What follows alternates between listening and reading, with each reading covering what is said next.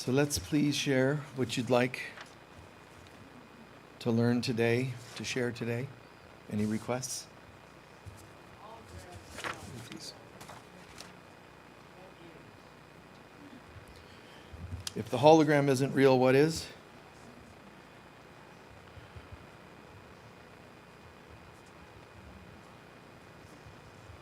Anybody else? The tree of life. Pardon?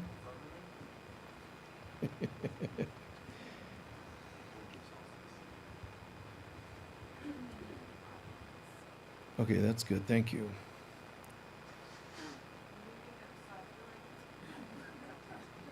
Only because you're suffering, I'll include you. What was the other one over here? The tree of life. We got that one. There was another one. Winter solstice. Solstice. Yeah, thank you. Ring out the bells. There was another one over here. I've never been to Rhode Island, but okay.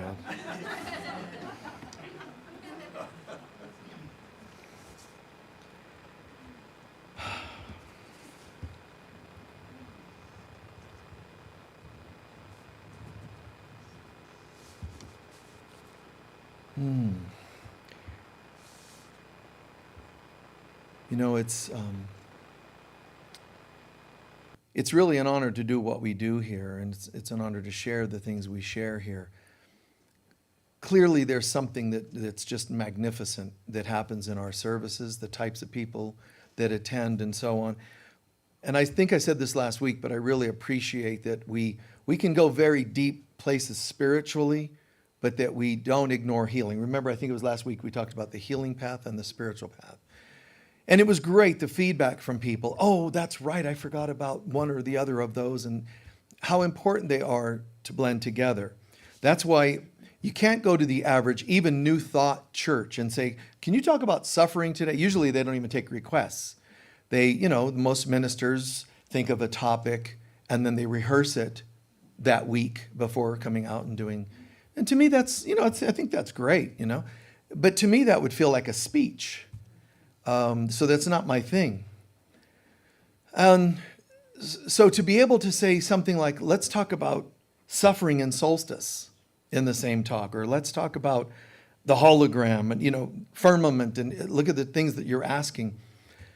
Always, always tying things together the best we can in the given amount of time.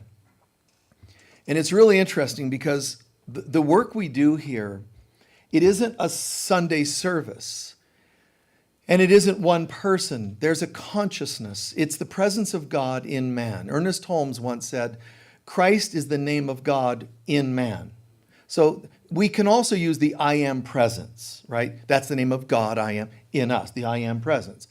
The Christ in us. So that's true. It's Christ is the name of God in us. That doesn't mean everybody's awakened the Christ in us. And when I say Christ or I am, that's the name of God in us, but that doesn't mean you can throw any other term, the inner Gandhi. No, Gandhi was just wise in some ways, not the inner Michael Mirdad. No, you don't just throw any other name. I am seems sacred enough to say that's the name of God in man. Christ is the name of God. Don't put any other words in though. Be careful. Honor the other teachers. Honor the other everythings. I think it's great to honor. I think it's great that you hire an electrician to work on your house instead of you. I actually think that's a good decision. And honor them, pay them. They deserve it as an electrician or a plumber, professionals. Spiritual teachers as well. Honor them. Jesus says in A Course in Miracles, respect them, don't worship them, don't be in awe of anything but God itself. So teachers don't need to be gurus. They don't need to be, held in awe. But respect. And mothers, fathers, whatever else in this world, a role that we play deserves respect. But that doesn't mean that every wise teacher was Christed. No, there's been people that were awakened even before Jesus. But that's awake. That's different. Awake means I'm on to this world and I know that it's an illusion, as you were asking, one of the questions. The hologram isn't real. So that's Now you're hearing that and go, hologram. Oh, that's right. And it's an illusion. That's right. Once upon a time, that was major revelation. And that person was called awake. Buddha, are you the coming Christ? He said, no. And yet people go, there's Jesus and then there's Buddha. No, Jesus was the Christ. Buddha was awake. He said that. No, I'm just awake. And that's good. I feel pretty awake. I like that. Am I Christed? No. Christy? Yeah. I'm a little Christy. That's how I feel about it. That's not arrogant. It's just like, I'm not Christ. I'm just Christ, kind of, a little Christy, That's how I feel. So you and I, he told us what I've attained, you're going to attain it. It's who we are. God didn't create us to be the child of God, known as the Christ or the I am, to become something else. What we did was we forgot that divinity, came into the earth plane. Now we seem like we're on a journey. Remember, it's not unlike a child. Do you know before a child was born, it lived before? Do you agree generally? Guess what? It knew how to walk before. But after it goes through the veil of illusion to the other side, comes back in, it has to learn to walk again. That's just like us. We were the Christ. We fell, except instead of just lifetime after lifetime, it's all the lifetimes are on this side of the veil. Our knowing is on this side of the veil. We forgot how to walk. So we're remembering how to be the Christ again. However, during our lifetimes, we really play small. So we don't want to completely remember that we're the Christ. We just kind of pretend to improve upon ourselves a little. But then when you throw in, you came in and you worked on yourself, congratulations. Notice when you get to the other side, there's angels going, nice job. But they're going, funny thing. You worked on 5 out of your 10 major issues. For all intents and purposes, you just need one more lifetime with 5 issues, you're good. Except while you were there, you picked up 10 more. Oh, this is depressing. Yes, it is. That's why people have to sleep at night. They're exhausted. That's why they have to go in between lifetimes and, sit in the corner and get the shoulder rubs and, spit in the can like a boxer and get ready, going back in, man. Yeah, except you're not going in. How many rounds are left too? Oh, we forgot. You picked up karmically 5 more rounds. So you got to go in for 7 now instead of 2. Oh, it's exhausting. And you can run, but you can't hide. You can try, but like Buddha says, it's irresistible. Your desire to clear the air, to work on yourself and remember who you are is an irresistible desire. It's not a human desire. It's a soul level. I absolutely want this more than anything. The ego, on the other hand, is hearing that call and unplugging it even as you say it. Snipping those wires. It's like this ultimate mind virus, the ego, that keeps sabotaging all your files, that say, I'm totally committed to getting home. And you're like, oh, wait, I'm going to start another lifetime. Let me find that file. And it can't find it because the ego puts these viruses in everything. Amnesia, forgetting that there's people you've come in and agreed to work on certain things so that you can feel like a victim. I mean, it's true. If you can feel like a victim, then you're not in a powerful place to switch from wounded to healthy. Because if you're a victim, it sets you further from the healthy space. So you have healthy, and then you have broken. Broken can go to healthy. But if you're a victim, it puts more room between these two. Because you're not just unhealthy, healthy. You're unhealthy, but it's everyone else's fault. And it just pads in right here all these names and identifications of people you now have to work on. Instead of just, I was broken, and now I'm awake. I was broken, and it's everybody's fault. Now you've got all this healing to do instead of just from here to here. I'm not saying that's bad. This is the condition that we've created. We don't believe we can just go home, just remember. So it's not bad that we name names. It's not bad that we have hurts at all. It's just that it's time to say, I'm committing to healing these things. I tell people consistently, for a while, tell the names, name the deeds for a while. But you can make your own commitment. You can sort of create your own treatment routine, your own prescription. I'm going to give myself, let's see, it's the end of the year. Let's pretend it's a few months before the end of the year. I'm going to give myself a few months to cut loose. I'm going to get a journal. I better get 2 because I have lots of people I hate. So I'm going to get 2 journals, and I'm going to put the names in everything they've ever done, everybody. I mean, it's just going to be like a black journal, like just dark, images of everybody that ever hurt me, wounded me in any way. Get it out of your system. Then, coming the new year, or whatever day you decide it to be, when comes the new year, I'm going to never talk about them individually again. I'm going to get it out of my system. Then, come the new year, I'll only talk about patterns, not people. Instead of, what Joe did to me, it's going to be, I have felt rejected. Not Joe, Mom, Uncle Sam, rejection. Start, I have felt rejected. And trust me, you can go to a counselor and you can say, yes, I've definitely felt rejected before. I've been thrown under the bus by girlfriends before. If they need names, you can say, well, sure, I'll go back and give you names, but I'm actually over here. I'm not back here. I'll do that for a week or 2 with you, counselor. But after that, I'd like you to help me get back to the patterns. Is that making sense? Once you name names and now you're into patterns, you're halfway home. Next, it's whose patterns are they? Mine. So now I shift into not, I've had patterns of this, it's I have felt like I was unloved, undeserving. Now I'm talking about me. See, make progress, insist on it. Even when you talk about spiritual ideals and forgiveness, it's easy to get lost again because I could pretend that I'm spiritual. How do I know? Because remember, just 2 weeks ago, I was talking about somebody who hurt me and I cried and my counselor said, it's okay, we'll work through it. And I feel like I'm okay, but then I do well for a while, but then a year later, I have the same conversation with somebody else. I'm saying you can easily conceal being the same without progress while you're still holding resentments. We can insist that we make progress. We can. Only us. There aren't your people that have hurt you that are going to all do an intervention. You go home and every person that ever hurt you is in your living room. First, we want you to know we love you. And now we want you to know that, you've been using our names for a long time and we all want to cut loose from that and we want to say we're sorry and let you move forward with your life. That's not going to happen. They're invested. They've got their stuff and you've got everybody's afraid of moving forward.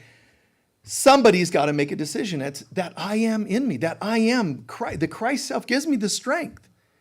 Get on the cross and be done. Don't stay on the cross. That's a victim and a martyr. But if you need to get on the cross and say, fine, here's my journaling. All of you, I hate all of you down there on the ground who have crucified me. Get it out of your system. Then you have to say, how do I feel being crucified still by all these people? Not great. Not great. What would you like to do? You go to the next step. This isn't going to kill me anymore. I refuse to allow these old memories to crucify me. And there's going to be people in your life, no, we want to still crucify you. No, find somebody else. Name other family members and, hey, who's a good victim? Aunt Flo, or Aunt Joyce or Uncle Bill or, give them to somebody that wants to be a victim. But you just say, I'm, gone to lunch. Like I'm just not here for that anymore. So we forget, we are the tree, we are the Kabbalistic tree of life. Everything is right here. God is right here. The kingdom of heaven is within us, Jesus himself said. But so is the ego that birthed in my heart that used to be a pure Edenic place. The ego, the serpent, took root, as it were, as this tree of knowledge of good and evil, which means I don't need God's guidance. That's what the tree means.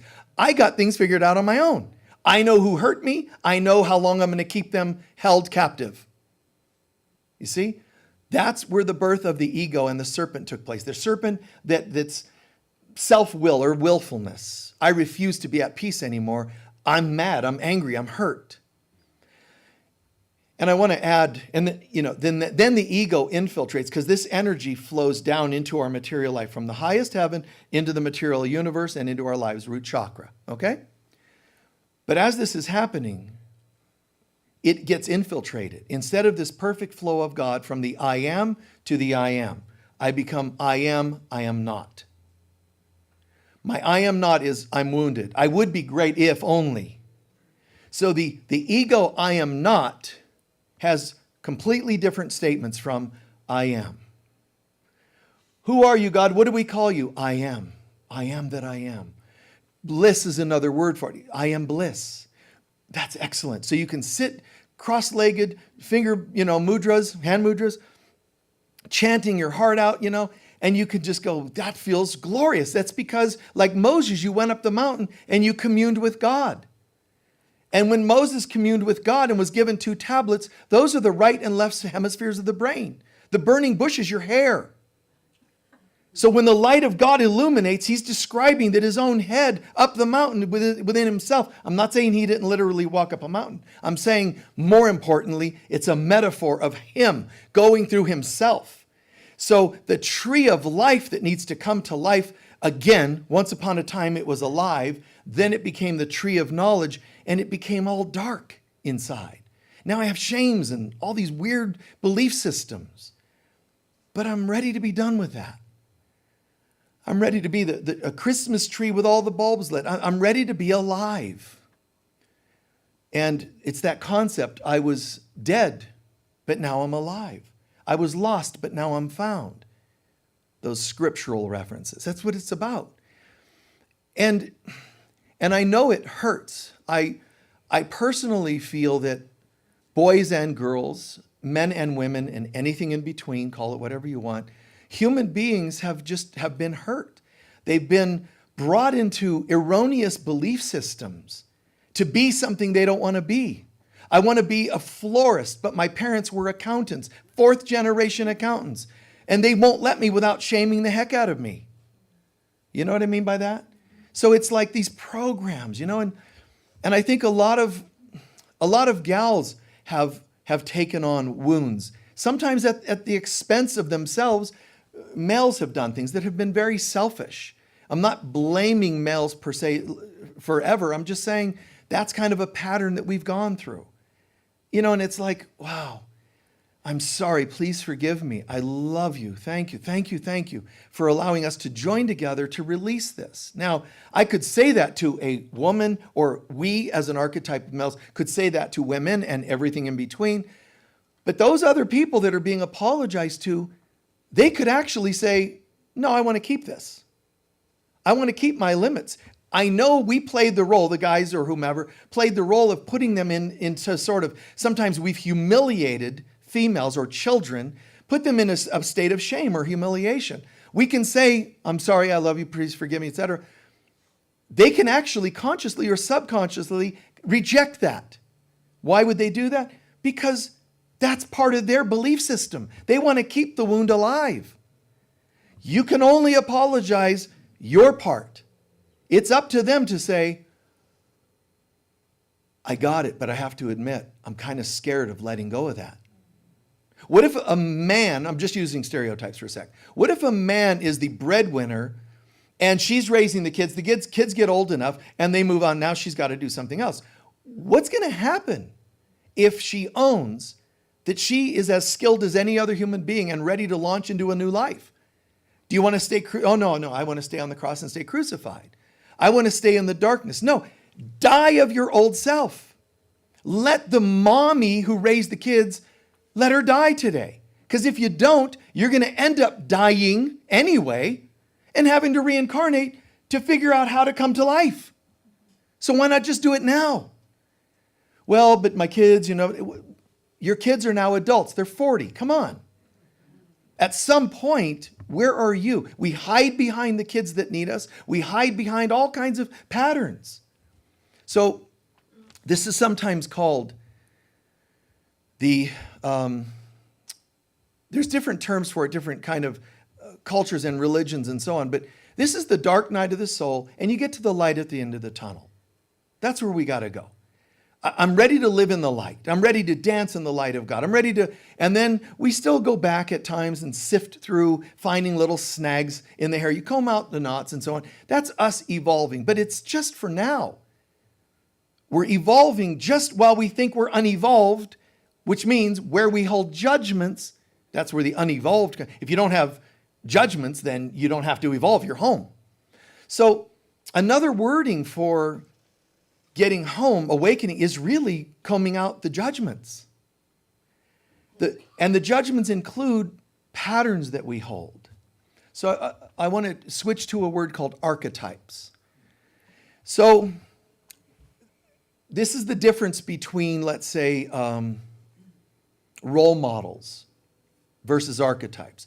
Way down here on earth, we have role models. This is where little people live, little minds. Oh, I want to be like my dad. Is that as good as you get? Really? There's God and you want to be like dad. Or I want to be like my basketball mentor. I want to be like my coach. I want to be like my whatever. You see, those are nice, but is that as much as you believe in? Because I'm saying we have a consciousness, a soul. We have a human personality. When all you do is say, I have role models that are other human personalities, do you see how small that is? Do you? My human personality wants to be just like their human personality. That's, it's kind of weird, but people do it all the time. Oh, I want to be just like that athlete. I want to be just like that musician. And it's a little strange, but it's what we have. At least somebody's going, wow, that's kind of cool. I want to be able to be like that. It's small, but it's something. Do you know that there are people who say, I could never? That's even worse. Do you get what I'm saying? So there's role models, those who I can't live up to, those who I'm trying to live up to. I'm so sorry if that's the highest you got. Because behind that, you go a little higher and you start to realize more collectively stereotypes, you could use that term. It doesn't completely, it's exclusively fit here, but to a degree. So I'm going to be like good men, not that guy, good men. I want to be like men who do this or women who do that. Now you're not just individualizing, but you're like I want to be a stereotype. That's still not very evolved, is it? Then you're going to eventually evolve to what's called archetypes. Archetypes are like gods, goddesses, heroes. I'm ready to be the hero in this story where I achieve and I reach the light at the Perseus, right? Any male or female or anything in between, even androgynous beings, hermaphrodites, whatever the case may be in Greek mythology, I'm ready to be like this archetype. So now it's a pyramid. The sleeping people that don't think they can even achieve a role model level, and then they can achieve, goes up a notch. Then there's stereotypes or groups that I'd like to achieve a little more like that, but then there's archetypes. When you get to archetypes, there's still many. The pyramid's getting narrower, but you're here in the middle somewhere. And you're starting to say, I want to live like a goddess. I want to be the goddess of creativity. That's an artist. Now watch. I can be an artist at the bottom of the pyramid going either, oh, I could never be very good as an artist, or I want to be like my art teacher. Do you see that level of role model? Now you go up a little higher, starving artist, stereotype.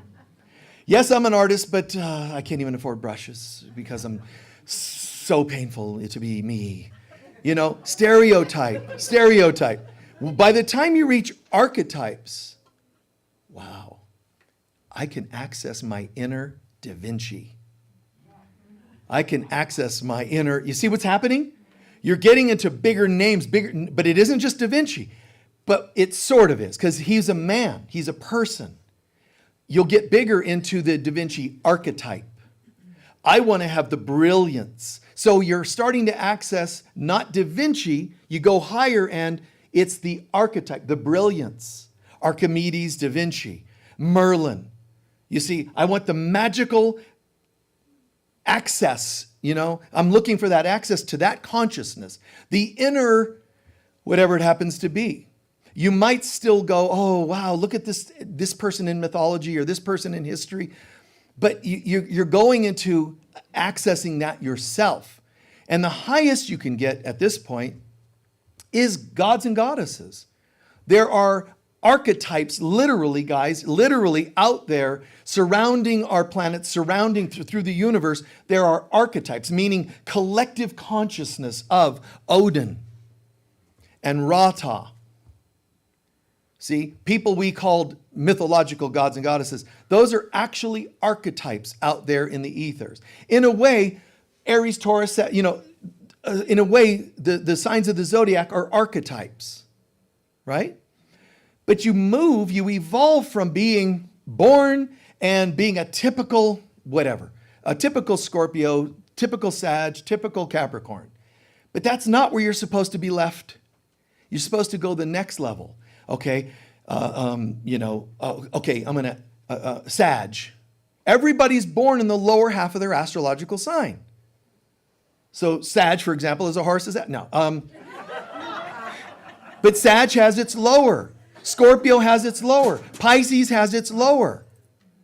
Then, as you evolve, guys, whatever sign you are, I hope by now you evolved to the second level, the higher aspects of your sign. Would most of you say you did? If you haven't, look it up.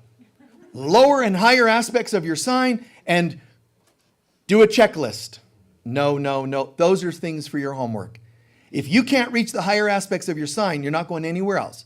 So get that knocked off. Now, let's say you went home and did it, and within a week, a month, a year, you feel like, oh my God, just that one sentence in that talk, I went from lower aspects of my sign to the higher aspects. Nice. The next piece of homework is, how do you now embrace all of them, all the signs of the zodiac? There is no sign you are not.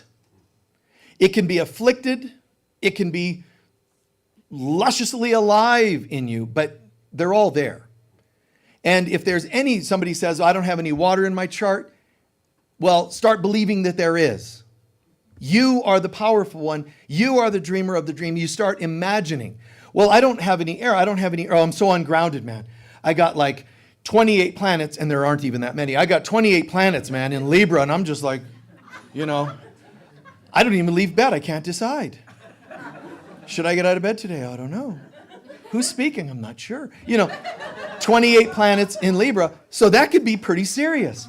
But you know what? What I would do, if that were me, I'd go, okay, this is out of balance. Is that the stereotypical lower end Libran I want to be? No. Force yourself to sit up. Force yourself to put on the heaviest boots or shoes you have to ground you a little. Put on some dense earth tone clothes, which you probably have to borrow from somebody because you probably don't have a lot of them. And you dense up, then go and eat some beef jerky. Oh, I don't like meat. It makes my chakras spin backwards. I know that's the problem. Good in your body. Carnivorous. Where's your root chakra? Oh, I'm up here. No. And root starts showing up. Find some of that.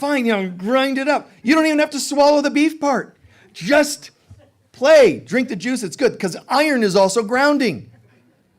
Red meat. Red is a grounding color. And people, people that are like this, they're like, I can't do any of those things. But you do. And drumming and things that ground you, working in the earth, get in your body. You can counter those things that are stereotypes. We can't go home to God, to bliss, while we're still struggling with these silly little things. I mean, if you can't get past the lower aspects of your astrological sign, you're a stereotype worked out through a human being who's broken. No more. Just say it. Just agree. Just decide. That's enough. But I don't know exactly where to work. Well, you do. Go look at the signs. Look them up and, oh my God. Yeah, those lower aspects. Many of us that are on the path are going to find a lot of the lower aspects we've already worked through, right? Yeah, we've already worked through a lot of that. Find which ones you haven't. Fine tune them. That's what I would do, man. I would take responsibility and work it through. Now I would start embracing the higher aspects and maybe give myself a year to enjoy the higher aspects. Make sure you implement them. If it says spontaneity, go for it. If it says ungrounded, start grounding a bit better. If it says you don't communicate enough with people around you, start making it a point to communicate. Heal this stuff. We can't go home without getting through this tree of life brought to harmony again. So I'm working those pieces. Now, a higher aspect of this sign, then I get it. This is an archetype where I embrace, I'm the master of all the signs. Yes, I have to work at it at first, but inevitably I become the master of all the signs. So often the depiction of Mother Mary with a crown of 12 stars, it means the master of all the signs of the zodiac, all of the astrological archetypes. She's the queen of the universe. And it isn't just Mother Mary. Mother Mary is an embodiment of the universal mother. So, and the universal mother is the name of the universal version of the divine mother. So we have the divine mother, that's God, which is really beyond an archetype, but it's the divine mother, that's God. When she comes into the universe, she's an archetype of the divine mother. She's known as Kuan Yin, she's known as Mother Mary later, but it's the divine mother becomes the universal mother, becomes the holy mother. Mother Mary, and whomever else is an embodiment. Every time you and I are kind, every time you and I are compassionate, when you see Kuan Yin, typically where a Mother Mary, you have the crown of stars, that's, I'm the queen of the universe. Well, with Kuan Yin, you see her holding a vessel typically, and it's a vessel that holds compassion. Often it's tilted because it's a symbol of, I am pouring my compassion upon the universe. Well, who's she? An Asian stereotype? No. She's a symbol of the universal mother, the God, mother of aspect of God, saying, I'm the mother. I am the mother, not the mother of all mothers, the mother of all mankind. And I'm pouring compassion upon the world so that my children can feel loved instead of afraid, free instead of judged. That's beautiful. And yet we steer clear and away from discussion about the mother aspect of God. It's like if I say the mother and Mother Mary, people go, oh, he's kind of Catholic, isn't he? It's weird how the brain goes to, I want to put you in a little box.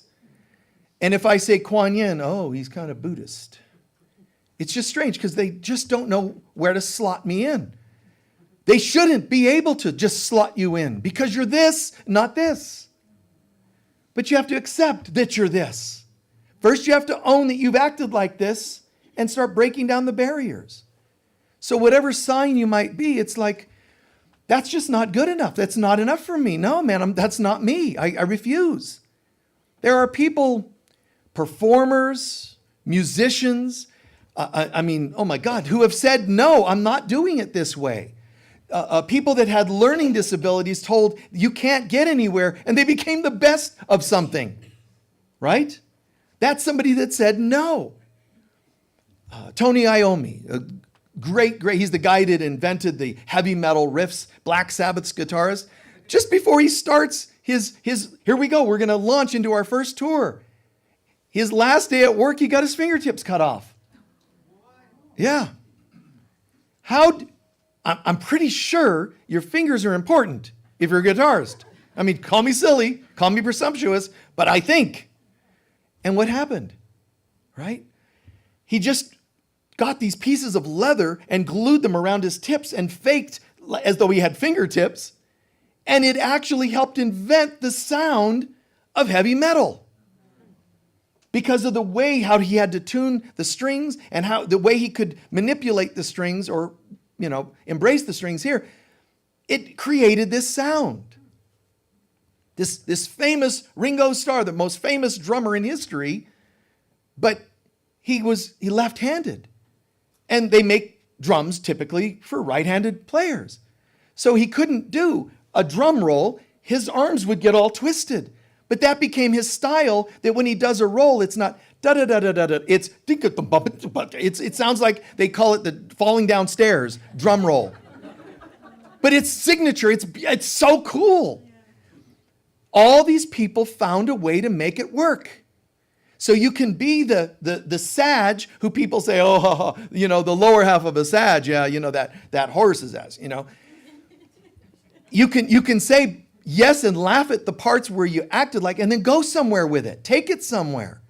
Don't wait till you're born a different sign, because then you're going to be the lower aspects of that sign. And whatever sign I make fun of, it's just fun. It's just silliness. Because all the aspects, there's these lower parts, and they're all ridiculous. Because that's not who we are. But we embrace the higher aspects, then the signs, and we're recognizing now archetypes. Oh my God. You can do it just in this talk. Start to go, oh, I get it. Stereotypes, let them go. You can't let the old you, stereotypical you, go while you're still feeding that self. You have to see its valuelessness. One time I remember I was probably 18 to 20, and I was at my mom's house, and I remember she said something and I reacted, and then and I started getting into this little drama. But by this time I was already growing spiritually, and I hadn't been over there for a while, weeks or whatever it had been, months. I went over and she went back to the same person she's always been. And I started reacting the same way. But the good news is it looked foreign to me. The bad news is I did it. But I paused and went, this is like someone else doing this reaction.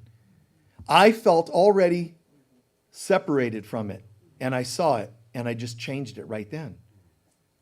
I started giving her the one box stereotype that she had me in, and you will do that sometimes. You will react the way they stuck you in. All men are like this, and then you react that all men are like that, or all women or whomever. Someone has to change it. And if you don't see that you're no longer happy with this, you won't change it. Recognize you're not happy with this and start looking at the beauty of where you want to go. Then you get to the God-goddess archetypes, and you start realizing there's an old book some of you might remember, Goddesses in Every Woman. It was a great book, but it was about the Jungian psychology, where they say there are 7 major male archetypes and 7 major female archetypes. But at the end of the day, really, you're all of them. So you're not just Aphrodite, you're Persephone, you're Athena. Find these parts and let them come forward. You're going to trip over some of them, the old stereotypes, the negatives, and evolve to the higher aspect. So you can access your inner Athena when you need to, and Aphrodite when you need to, because they're all expressions of you. There are archetypes that are, let's say, there's dark archetypes. I mean, literally, there are beings that try to trap people into dark archetypes. The rage, the addict, and, different negative archetypes. You got to break free.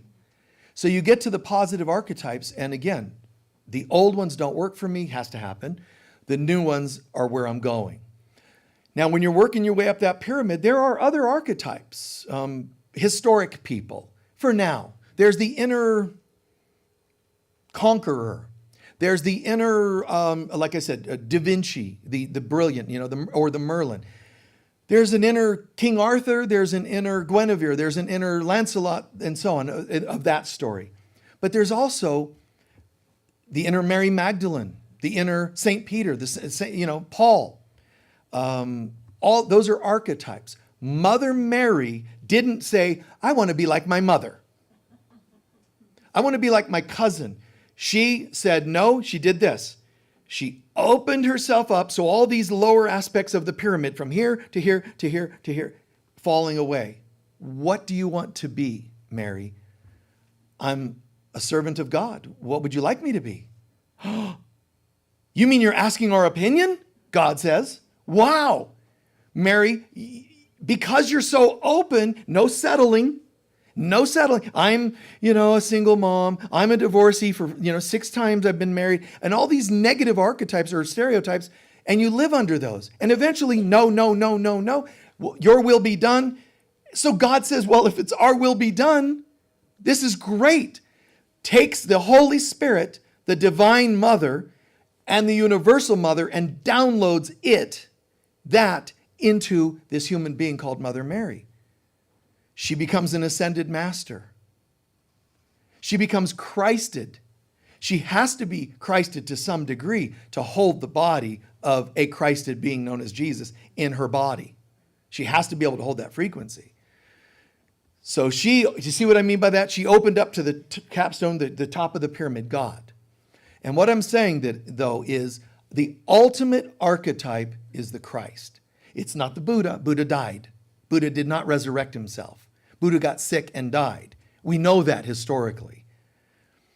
He woke up to the laws of this world and reincarnation and karma, and he said, what a bunch of garbage, I'm paraphrasing, but he said, what a bunch of, this is ridiculous.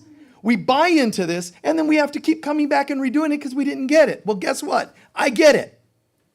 And the wheel that's spinning, spinning, spinning seems to have paused. And he said, now, pause the wheel that you live under. Your stereotypes, your judgments, your settling, and your littleness, stop. Okay, now what, Buddha? Now just hold still. Because as you hold still, the wheel seems still, but it's still turning. And when it's turning, it's going to spit upon you your old stuff. If you don't react to it, it'll dissipate. And the wheel will become less present. How is this, this quantum universe, how is it, the hologram isn't real, and yet here we are.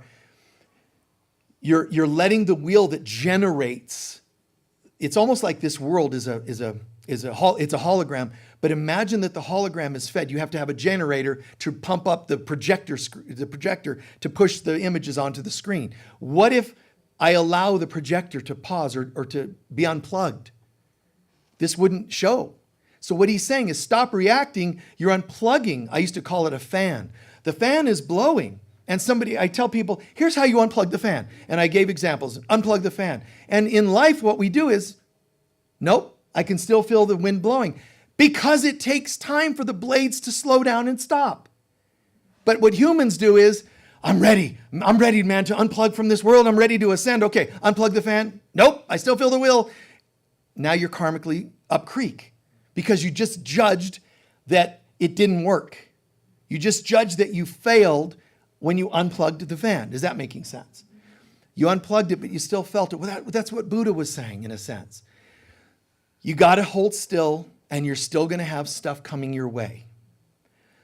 Some people threw rocks at him, and his apostles, his disciples were saying, Buddha, if you're awake and you're so compassionate and generous and loving, so selfless, why are people throwing rocks? He's going, well, that was another lifetime where I also, did this sort of thing, treated certain people a certain way. And you see what I mean? He just took responsibility. Back to where we started. Did he say, well, that's James, he's a rude dude. Yeah, he's never going to, you know how addicts are, right? Did he stereotype him? You know how men are. He's just jealous. He's a family member, siblings, what are you going to do with him? He didn't go. He just said that was me in another time and I'm done. And he doesn't react to it. The wheel fades another 1%. So you not only stop reacting to the past, stop putting in motion new things for the future. So that's why he ends up giving commandments, we'll call them, the Buddhist commandments, because what he's saying is refrain from these things because they'll put more stuff in motion. So again, it's two parts. Unplug and let the old burn off. Don't react to it. Secondly, don't start new fans. Don't start new wheels, okay? And then they fade. So I get it. Oh my God, I'm waking up. And it's not just a Gandhi or, oh man, I want to be like that teacher or that singer, that dancer. Christ is where we're going. That's the ultimate archetype. So where Mother Mary allowed to be downloaded, your will, not mine, the divine mother, the universal mother now became her, perfect presence of the mother concept. And the unconditional love of a mother on a human level is manifested with her life with Jesus. But we're all heading to the archetype of the Christ, which is sort of synonymous with that divine mother archetype. But let's just get to this point. Christ, the Christ archetype, it's here. What do we do with it? When you're practicing love and forgiveness, when you start living a life of love and giving, gentleness and compassion, more and more you're calling on that archetype. But your behaviors alone are not enough. Live it, yes. But I'm saying this, ask for it. Ask God, ask the Divine Mother, it's her role to birth it in you. Don't think you should just do it on your own. I know what I'm going to do. I'm going to read a book about Christ consciousness and that'll awaken me. Even if you do and you devote to some system along those lines, it's more work than you need to do. The simplest step in awakening Christ consciousness is calling on the Holy Spirit to birth it in you. It's what the Divine Mother is there for. Okay? Rather than us trying to figure it out, let her birth it. No matter what else you do, you can still be drinking and smoking, but calling on her to birth this in you, and it will start changing you. If you can also get your behaviors to lighten up a little bit, sweeten up a little bit, it'll speed the process up. But it is our destiny. We are the presence of God, forgotten. So where do you want to go? Do you want to go to the top of the pyramid? I'm ready to awaken the Christ. Or would you like to go, let me just first continue enjoying the negative aspects of being human? Wow, that's a long journey. And it's horizontal here. When you're living that, you're not automatically being ascended without you knowing it. When you're living horizontally, that's the life you have. And it's just karma and reincarnation and challenges and so on. Struggles, a lack of peace, a lack of unity, a lack of trust. That's this world. Then you start waking up a little. Well, I want to be more like this person, that athlete, and so on. That's just so small, but I think it's better than nothing. And if I were talking to a child and trying to explain archetypes, the top of the pyramid Christ, no, I might start with, well, who do you admire? I've had, in some of the sessions that I've done over all these years, some of them, the darkest ones with some children, some of the darkest children sessions I've done, I didn't start getting into cosmos and whatever. Their parents already did that, and that didn't help. What I did was, who do you like? Who do you like musically? That's what I did. Because that's where they're at. Meet them where they're at, but then offer something better. Not obviously, but covertly. Where are you at? Who do you like? And you got these people, these young people, teens, all in black and piercings everywhere, and, hi, Michael, nice to meet you, and they're just tattooed and like shaved head halfway, but not halfway because they're torn between whether they want to be this or that. So half a mohawk or whatever. And they're just looking like this, and their parents drag them in. Michael, will you straighten them out? I'm like, yes, let's begin with you getting out of the room, because that's where the trouble lies. So get out. Now the kid, who do you like? What do you mean? Well, who do you listen to? And then they'll tell me somebody. And I've done this where it's like, oh, did you know? And I'll give them some history about that person, how they also struggled and found God. Even though they don't look or sound like it, they found God. They're like, really? Yes. Do you remember the song they sang? And I come up with these weird, arbitrary things. Musicians I'd never even heard. They did a song, and isn't there a line in there that says this, that, and the other? Do you know what they were talking about when they wrote that? See, and I give them some background, and they're like, it changes them. See, because I want to be in this darkness, but everybody's judging me. Can I hold this pain I feel and still be permitted to come out? Or do I have to be shut down like my parents do? That's often what happened. I've had moments where I've literally talking to somebody and they're like, oh man, I'd like to change my life. And, the only thing I've ever heard that made sense in her is that there's this one author or there's this one movie I love. And you know what I've done? Beep, boop, beep, beep, beep, beep, boop. Hi, the actor, the director. Hi, I want you to do it. They already know this is Michael. I know what this is. And I put him on the phone. And the kid would be like, they're idle. And that person talks to them and says, I've been there. I know exactly what it's like. Did you know that I went through this or that? No. And now the kid leaves the room when we're done. Total permission to hurt the way they hurt, but to also see another light a light at the end of the tunnel. It's fantastic.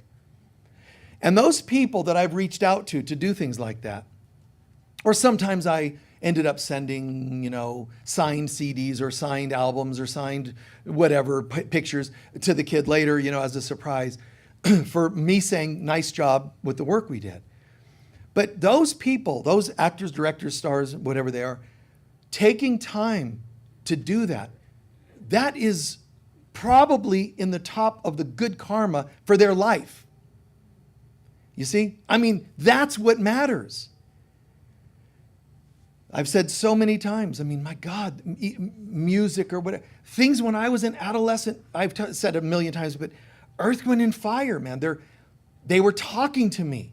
I heard them. It's like hope, hope, hope. When all this stuff is terrible in the house, I go in my room, sit in my little corner, and listen to songs of hope. Those writers, musicians of just that band, to name one, that was probably, certainly the number one for me. The good karma, they don't even know it. I've met them and said hi and all that sort of thing, but I didn't give them the speech, oh, you have no idea what your music's done. They've heard that a lot. In here, I feel a lot of gratitude.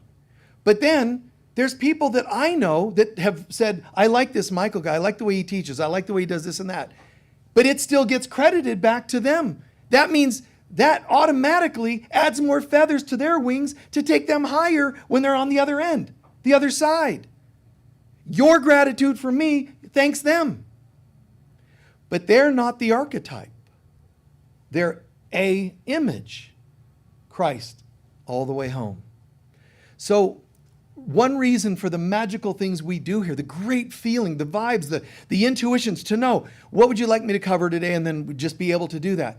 That's because it's not because I'm a teacher down here that can't do it, or one that admires teachers and wishes I could. No, nor do I go up a notch into archetypes. I'm going to be the archetype of a teacher.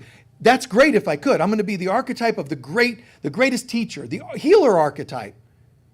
If I go to the highest of the pyramid, almost to the top, and get the healer archetype, teacher archetype, it means I'm still falling short of this one. I can't.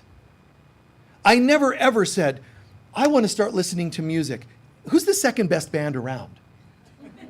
That's not my mind. I never said, I want to, something I want to do, I want to know the 8th best. When I wanted as a kid to study martial arts, I didn't say, I wonder if there's anybody inventing a new style in their garage that I could go study. I wanted the oldest. You see? I always wanted the best. And that's how I feel spiritually. I just can't even imagine going, I want the 8th best something or other. I'm going to learn guitar. Can you tell me who the 10th best guitar teacher is? That doesn't make sense, does it? But people do it because they don't ask the questions. They don't even tune into what they're really looking for. Go all the way. That's why you won't worship a teacher. You respect them for what they've done. But your archetype, your home game, man, is this one, the top of the pyramid. It's God, also known as Christ, in you. That's where we're going. Got to release the old wounds we've taken on.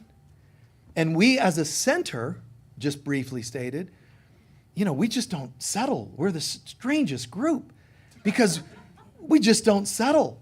Somebody could come here and say, I'm going to give you $1 million to let me do a workshop here. And we often say, no, the money won't buy it. The space, the subject matter has to be congruent with God or something related. And people, they throw money at us to rent the space. No, it's okay. Oh, why won't you have us? We don't tell them you're not worthy. We just say, well, the subject matter's not, quite congruent. We say it tactfully, but you got to say no, which you have to do with your partners and your kids. If your kids are harmful, say no. Hey kids, I have an idea. You see that front door of mine? That's the front door of my house. So here's what we're going to do. In this house, peace and love, harmony, happiness. If ever you feel something other than that, you can come over. You and I will sit on the front porch until that's gone. You're not bringing that into my house. You will not vent it on each other. I told my kids when they were, teens, I'd come from out of town and, I'd always take them out to lunch and how are you guys doing? How are things going? And sometimes they would be agitated and picking on each other. I said, I've noticed several times that I've come to have lunch with you guys, you're doing this weird thing with each other, attacking each other. Not allowed. Here's how we're going to do it. I'm going to lunch. You're invited, but you're invited under my rules. Happiness. If you're not happy, don't come. That's what I would do. Oh, some people think that's like cruel. No. You must set the tone. Like somebody has to step up. Who's the conductor of this orchestra? Right? Is it supposed to just everybody go crazy? Everybody, we're going to have a concert. Everybody just play whatever you want. I mean, noise, right? Somebody has to say, how about this key? How about this many bars of this and that? Somebody's got to set the tone. And I'm saying in our lives, we're the ones that have to set the tone. Please stop waiting for other people to set the tone, especially since the ones that you're waiting to set the tone are even one step further into weirdness. This bottom row that's not awake and doesn't know they can even set the tone. They don't know anything about higher archetypes. They just live the humans. You're relying on sleeping humans to give you advice on how to be happier in your own sleep. That's kind of strange. That's like saying, you go to sleep in that bed, I'm going to sleep in this one. While I'm asleep, give me some advice. It just doesn't make sense. They're asleep as well. Find someone who's awake and get some downloads, whether that's music or whatever. But then go higher and go higher. And at some point, no settling. If something doesn't feel like the peace, joy, love of God, I'm not interested. Now, you can go a little too far with that sometimes.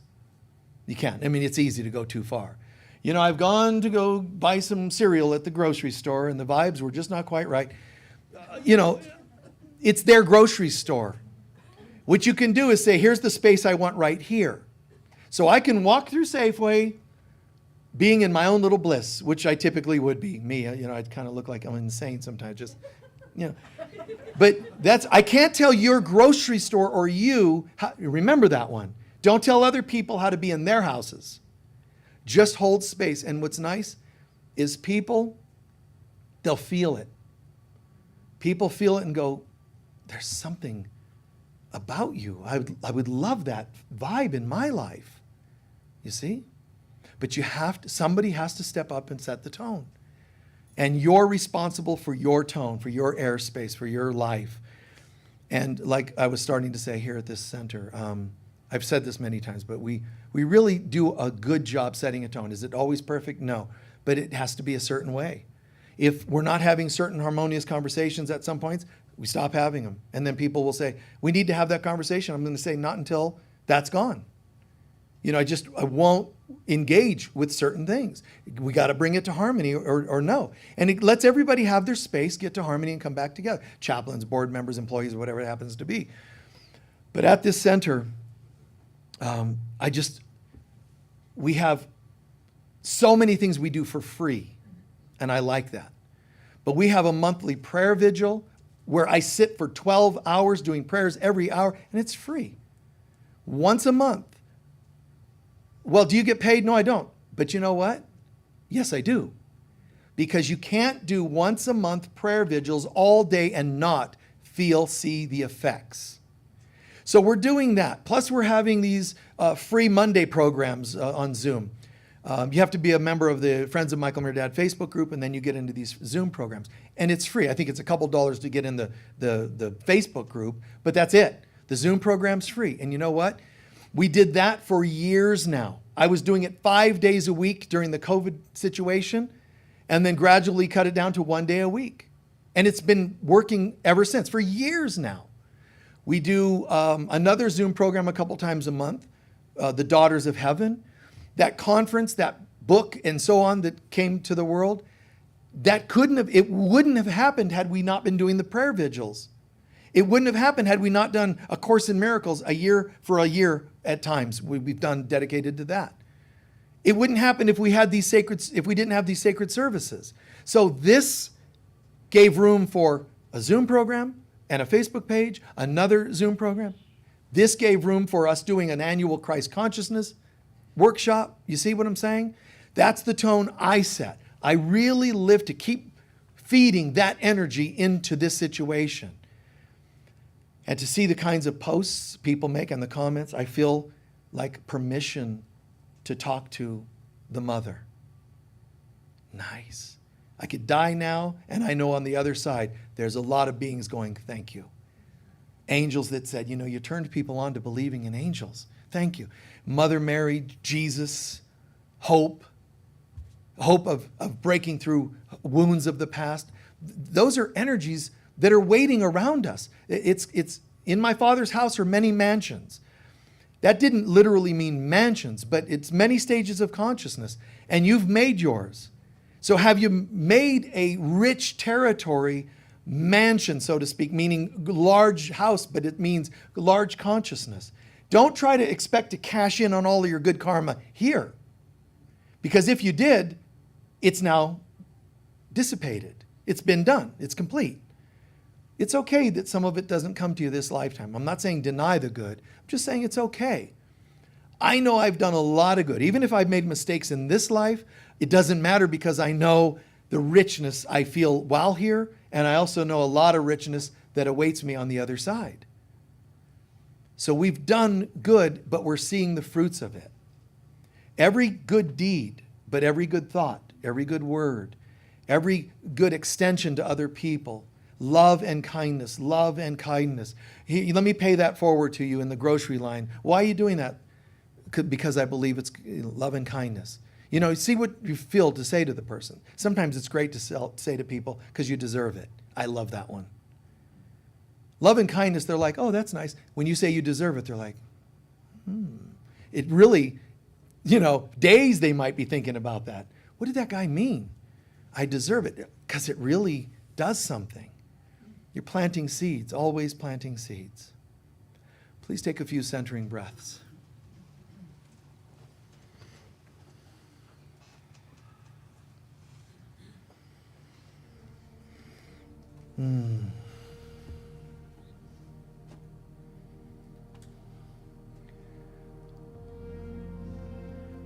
This meditation, not like a journey,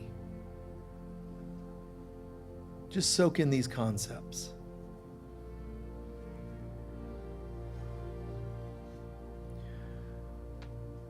Ancient people before standard holidays of today, they understood the solstices and equinoxes. It's the Earth Mother that's a reflection of the Universal Mother, that's a reflection of the Divine Mother. It's the Earth Mother's way of saying, children, every so often I'm going to be in a solstice mood, an equinox mood, grid lines activated, chakras on the earth. She's trying to bring us these high moments. But let's open up to receive. Earth Mother, reflection of my Divine Mother, help me to forgive myself for my selfish ways, for my ignorance.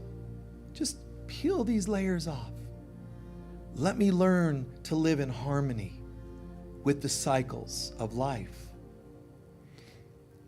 Let the past fall away, preparing me for a greater Christmas.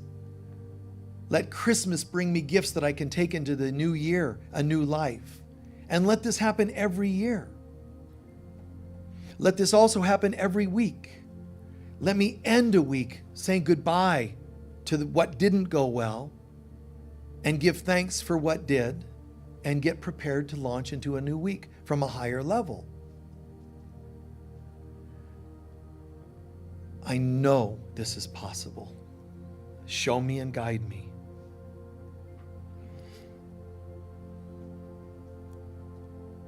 Externally, the bells ringing in the winter solstice. But the bells that are also found at the top of some churches is symbolic. The ringing of the bells, the awakening in my crown, my upper chakras. Let the bells ring. Bring me back to life. Show me my value.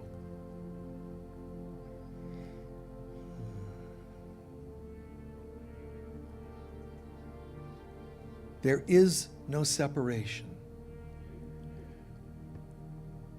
Mother Mary has called out this last week, and she's saying to many receptive souls, go and either imagine a mountain or climb upon a mountain or look to a mountaintop. I'm going to appear for a while on many mountaintops. Come to me. Come to me and ask me for help. I'm not just Mother Mary, I'm the universal and the divine mother. Come and commune with me. Like Moses going up the hill to talk to God, come and join me at the top of a hill. The hill symbolic of your higher self, inside and or outside. Come to me. She's literally calling us this week. And there's heavy things predicted for the world. Some are going to happen. But we can counter it with light. Let's accept the light of God. Let's accept the time of year, whether it's Easter or Christmas. Allow the feelings and vibes. People that, for example, at Christmas feel no longer to put up their lights. They're not called anymore to celebrate. They don't exchange gifts. They've lost hope, guys. It's a symbol. And if they've lost hope in Christmas and it's a symbol of Christ Mass, it means people aren't gathering in that belief of Christ anymore. Someone's got to do it. Someone's got to ring the bells of hope. Help us to be your presence, Divine Mother. Help us to be your presence. Show us and guide us. We absolutely are committed to not leaving the children of God in a place of hopelessness or helplessness or despair. We're committed to being the light of God here and now for all people.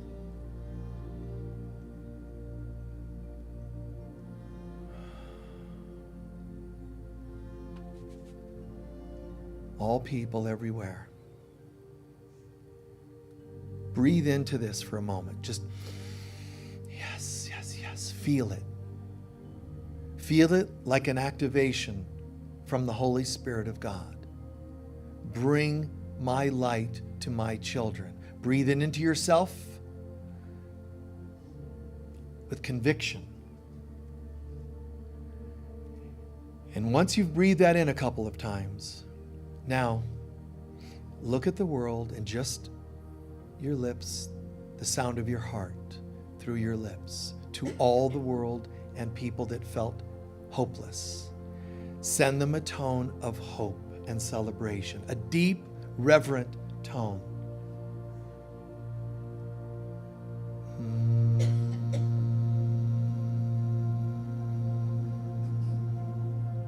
Keep going for about a minute. Breathe when you need to.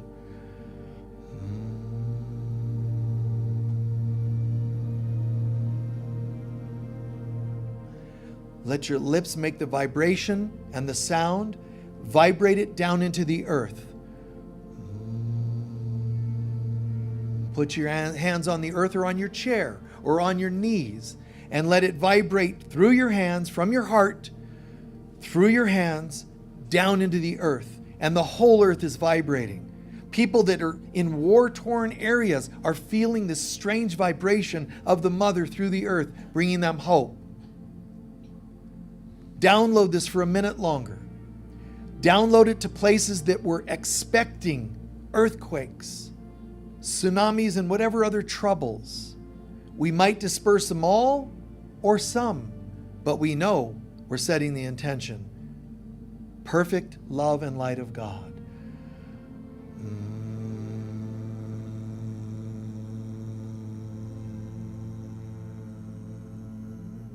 Let it go to people and let it move from their feet up to their tailbone and let the tailbone vibrate up to their crown. People all over the world, not knowing why or how, some sort of either vibration, energy, or even just a feeling of hope. It's enough.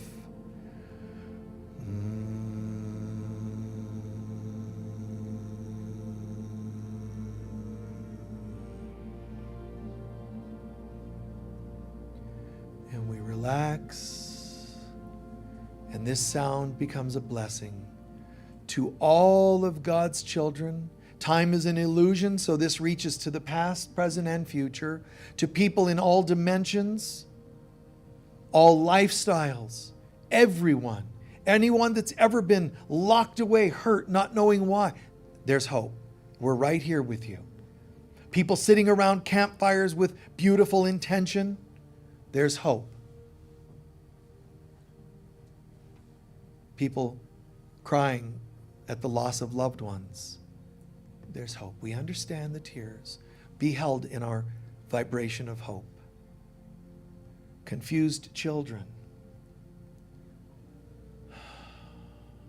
Hope. It's here. Hope not as in a little hope. It means it's inevitable that this will be gone.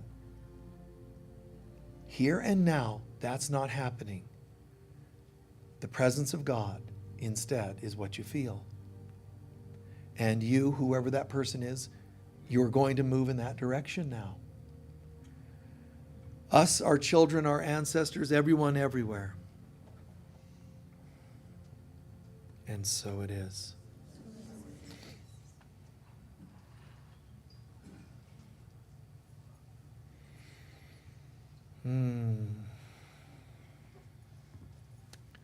Beautiful. Thank you.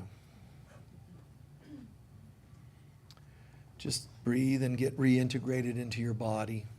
Take your time.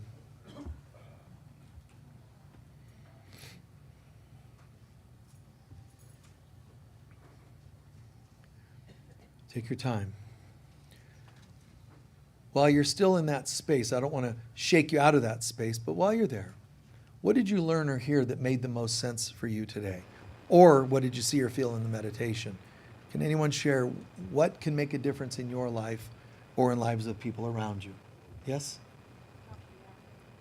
The cease reacting so you don't feed the fan anymore. When you feel, plug the fan and you feel the winds of it, metaphorically, of life, your karmas. Unplug it, let it burn off. Yes? To research the negatives of your zodiac sign. Nice. I like the practical, man. Just take a look at the lower aspects of your own sign.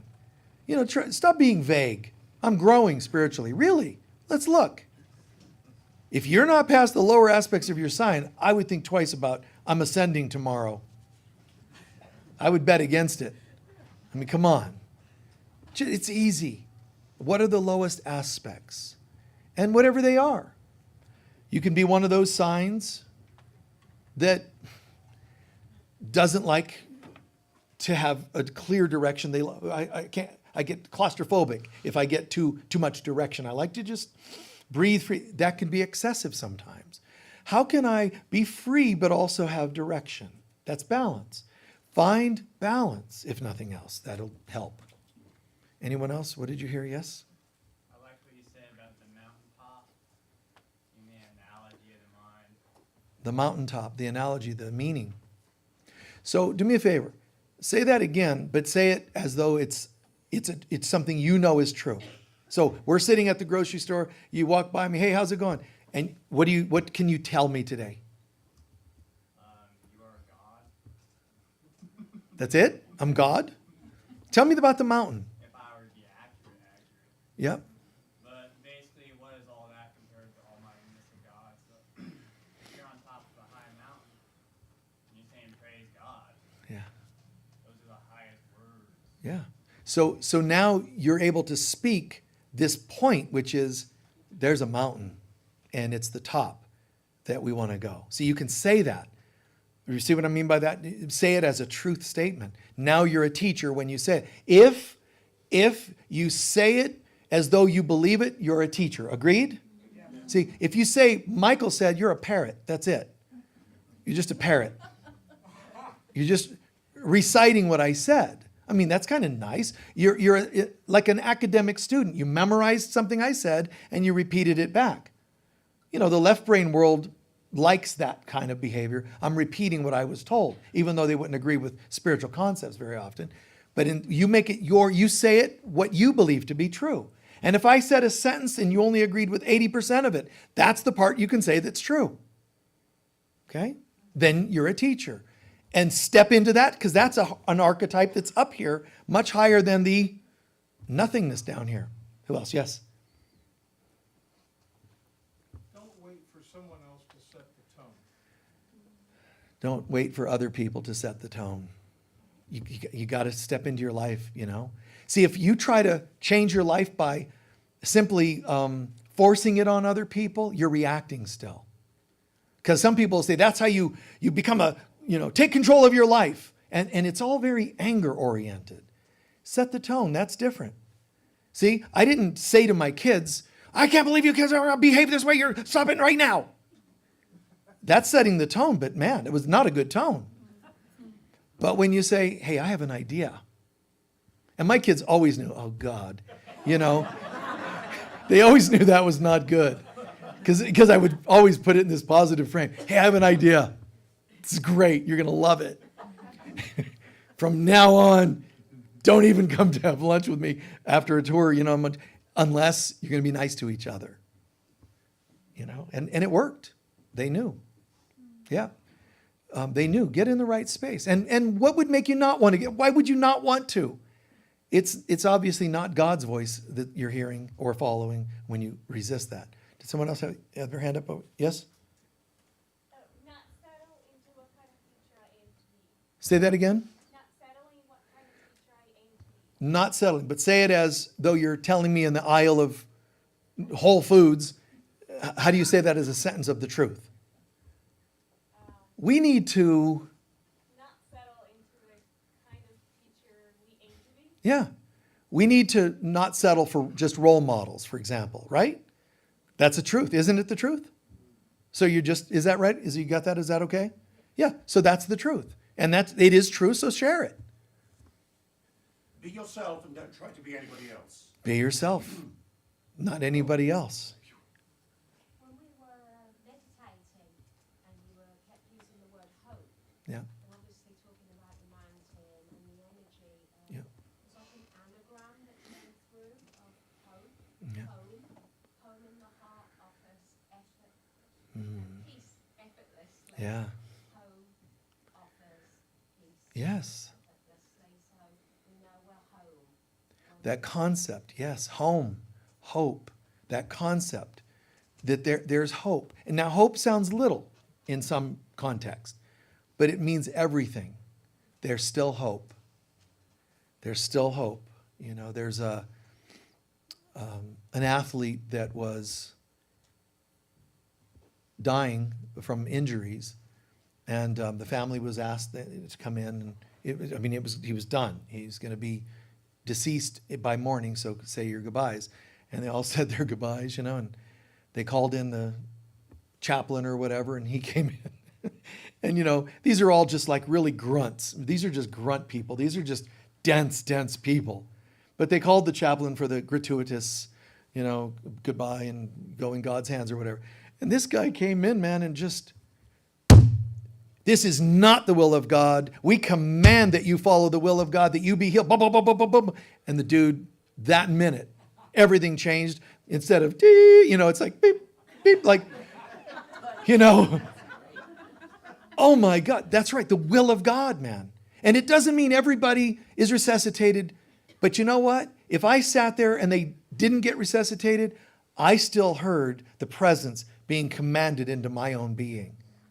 How do you know those moments of come to life? How do you know they were for the dead guy? How do you know they weren't for you, the addict? You, the mom who was going through a divorce and not knowing if she could survive it. See things from a broader perspective. See things from a grand perspective. There's hope. God's voice speaks to me all through the day. Well, I haven't heard it once. Exactly. You have to be willing to hear it. How do you know it wasn't the person that paid your $3 extra at the checkout? How do you know it wasn't the person that let you in traffic-wise? How do you know it wasn't the song that, sang out hope when you were feeling hopeless? And learning to be that presence is that our ultimate archetype, Christ presence. It doesn't mean be just like Jesus, the Christ that was in Jesus, be born in me as well, as Scripture says. The Christ that was in Jesus, be born in me as well. And it's going to look a little different to the musician or the mother or the dad or the kid or the sibling and so on. The roles I play, who cares? All the little roles, labels, should be melting away to where the greater is shining so brightly, there's no distinction. The guy that has to go or the girl that has to go shopping or go to her cappuccino place, whatever these things are, the person that goes there should be relatively the same as the one who kneels and prays. You should those labels should all dissolve. This is a really nice person. This person's very inspiring, but yet not preachy. But people should be able to see that goodness through and through. We're going to take up our collection and do our closing prayer. Thank you for sharing your feedback from the service.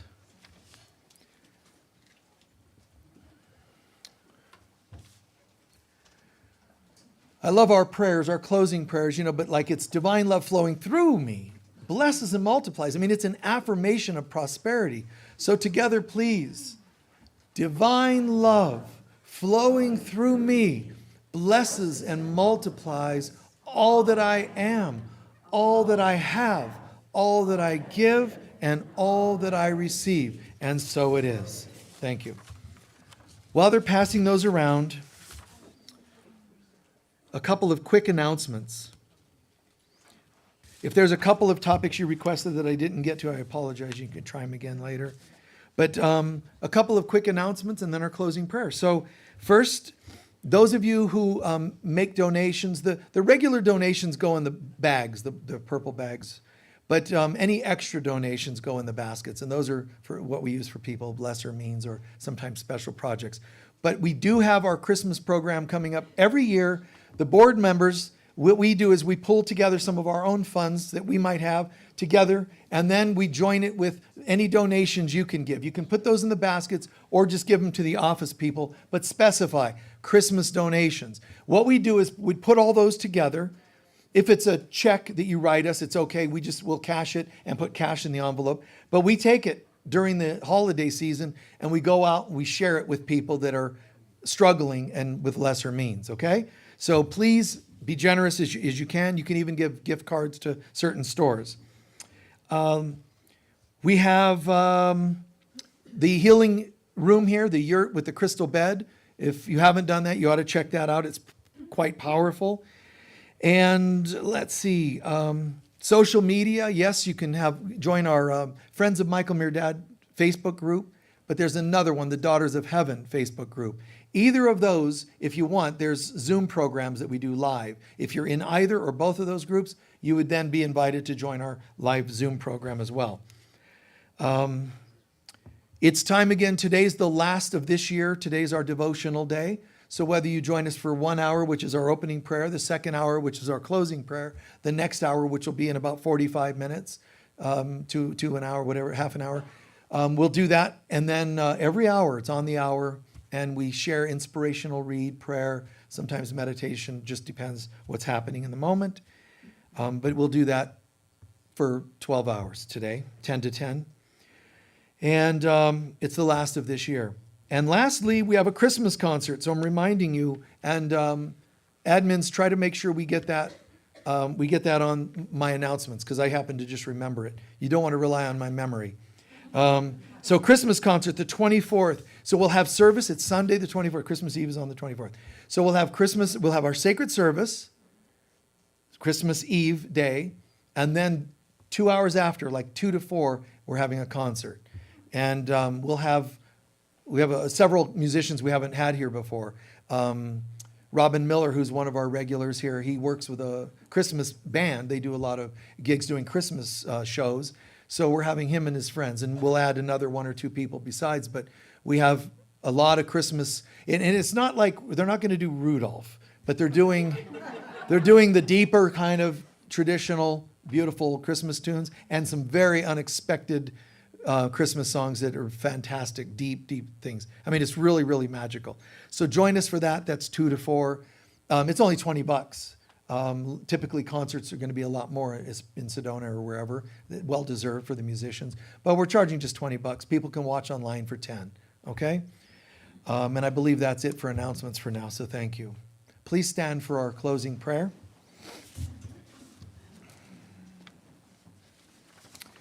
And I was quite serious when I said there's something happening very magical right now. A nice vision I had the other day of Mary calling us to the mountains, and I just saw this beautiful golden and blue lights on the mountain, and I won't go into the whole vision, but let yourself share something along those lines. Go somewhere or imagine being somewhere and just ask, just open up. You know, the Divine Mother or Mother Mary, talk to me. You might see or feel. If you smell roses, that's really an obvious sign of her. But certain colors that that accompany her when she's appearing, but feelings of bliss and compassion. You know, if nothing else, just allow peace to enter your heart and then share it with the rest of the world.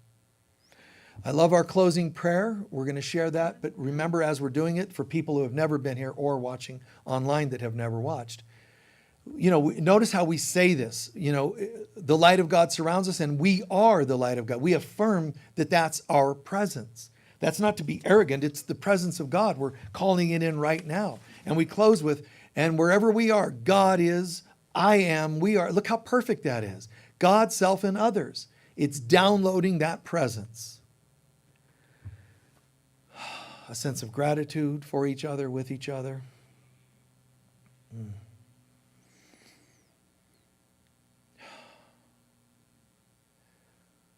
The light of God surrounds us. The love of God enfolds us. The power of God protects us. And the presence of God watches over us. Wherever we go, God is, I am, we are, and so it is. Peace be with you all. Thank you.